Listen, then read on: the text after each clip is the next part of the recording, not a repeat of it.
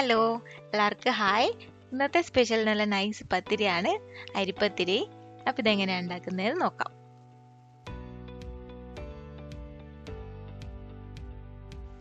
ആദ്യം അടികട്ടിയുള്ള പാത്രം ചൂടാക്കുക. ഇതിലേക്ക് 2 ഗ്ലാസ് വെള്ളം അളന്ന് വയ്ക്കുന്നുണ്ട്.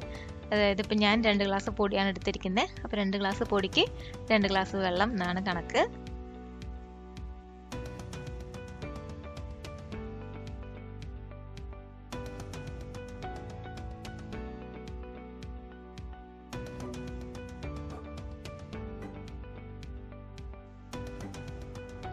അതിനുശേഷം ഇതിലേക്ക് ആവശ്യത്തിന് ഉപ്പിട്ട് കൊടുക്കുക. ഈ വെള്ളം നല്ലോണം തിളയ്ക്കുമ്പം നമ്മൾ മാറ്റി വെച്ചിരിക്കുന്ന അരിപ്പൊടി അങ്ങ് ഇട്ട് കൊടുക്കുക. അരിപ്പൊടി ഇട്ടിട്ട് നല്ലോണം ഇതങ്ങ് വാട്ടിക്കൊടുക്കണം. വെള്ളം എല്ലാ സ്ഥലത്തേക്കും അങ്ങ് എത്തണം. അപ്പോൾ ലോ ഫ്ലെയിമിലിട്ടിട്ട് നമ്മൾ 1 മിനിറ്റ് അങ്ങ് വാട്ടിക്കൊടുത്തതിന് ശേഷം നമുക്ക് ഫ്ലെയിം ഓഫ് ചെയ്ത് മൂടി വെക്കണം.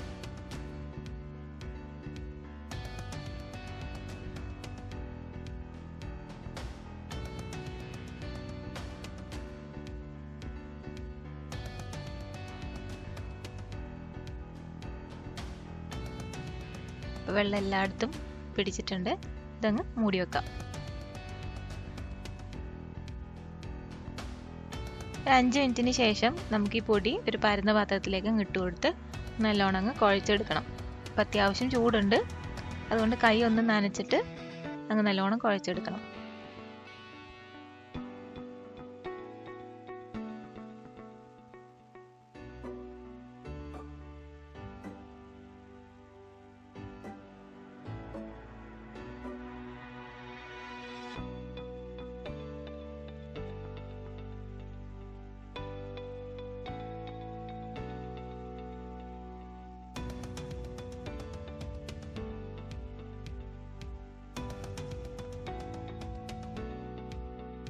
പത്തിരി നല്ല സോഫ്റ്റ് ആയിട്ട് കിട്ടാൻ വേണ്ടിയിട്ട് നമ്മൾ പൊടി നല്ലോണം കുഴയ്ക്കണം.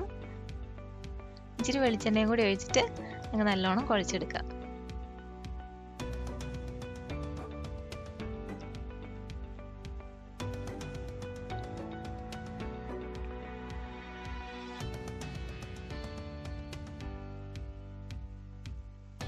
അതിന് ശേഷം നമുക്ക് പത്തിരിയുടെ ചെറിയ ചെറിയ ഉണ്ടകളായിട്ട് അങ്ങ് ഉരുട്ടിയെടുക്കാം.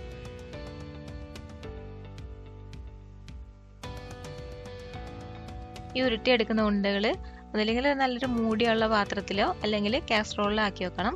കാരണം ഇത് ചൂട് കുറയാനും പാടില്ല.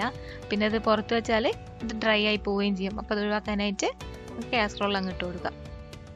അപ്പോൾ ഇതാ ഞാൻ എല്ലാം ഉരുട്ടിയെടുത്തിട്ടുണ്ട്.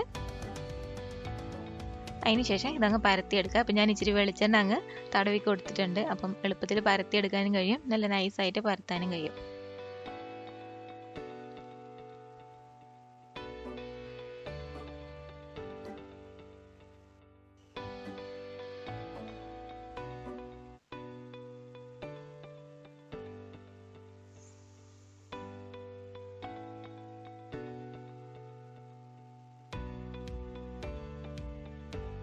ഈ പത്തിരി ഇപ്പം നല്ല ഷേപ്പിന് കിട്ടണം, അതായത് റൗണ്ടായിട്ട് കിട്ടണമെന്നുണ്ടെങ്കിൽ ഒരു റൗണ്ട് മൂടി വെച്ചിട്ട് അങ്ങ് മുറിച്ചെടുത്താൽ മതി.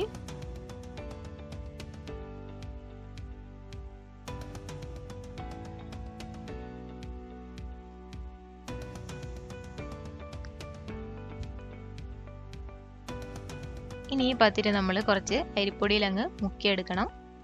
പിന്നെ ചുടാൻ നേരത്ത് ഈ പത്തിരിയുടെ പൊടിയെല്ലാം അങ്ങ് തട്ടിക്കളഞ്ഞിട്ട് വേണം നമുക്ക് ചുട്ടെടുക്കാൻ. അല്ലെങ്കിൽ പത്തിരി എളുപ്പം കളർ മാറുകയും ചെയ്യും, കരിഞ്ഞു പോവുകയും ചെയ്യും. അതിന് വേണ്ടിയിട്ട് ഒരു പാൻ ചൂടാക്കുക. പാൻ ചൂടാവുമ്പം ഈ പത്തിരി ഇട്ട് കൊടുക്കുക. അതായത് പൊടിയെല്ലാം തട്ടിക്കളഞ്ഞിട്ട് വേണം പത്തിരി ഇട്ട് കൊടുക്കാൻ. ഒരു 10 സെക്കൻഡ് ഒരു സൈഡ് ചൂടാവുമ്പം നമുക്ക് മറ്റേ സൈഡ് അങ്ങ് തിരിച്ചിട്ട് കൊടുക്കണം.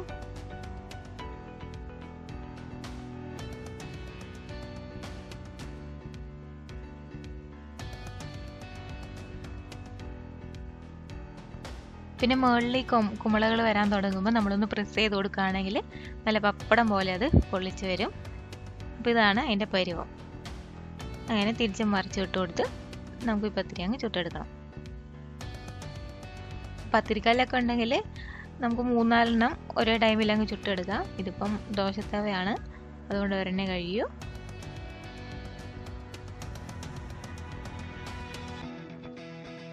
ഇപ്പം നല്ലോണം വീർത്ത് വരുന്നുണ്ട്.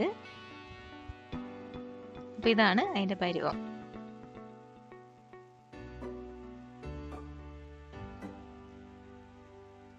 നമ്മളിങ്ങനെ ഓരോ പ്രാവശ്യം പത്തിരി ചുടുമ്പോഴും അതിൻ്റെ പൊടി നമ്മൾ തൂത്ത് കളഞ്ഞിട്ട് വേണം അടുത്ത പത്തിരി ഇട്ട് കൊടുക്കാൻ, അല്ലെങ്കിൽ പത്തിരിയുടെ കളറ് മാറും.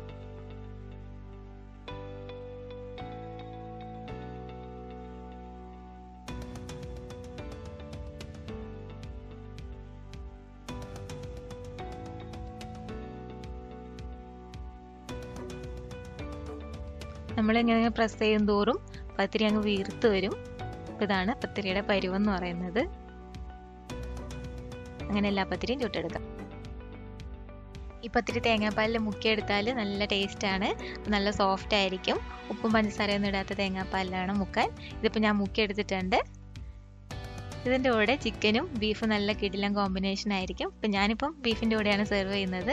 നല്ല അടിപൊളി ടേസ്റ്റാണ്. അപ്പോൾ എല്ലാവരും ഉണ്ടാക്കി നോക്കണം. ഈ വീഡിയോ ഇഷ്ടമായി ലൈക്ക് ചെയ്യാനും ഷെയർ ചെയ്യാനും ഈ ചാനൽ സബ്സ്ക്രൈബ് ചെയ്യാനും മറക്കരുത്. താങ്ക്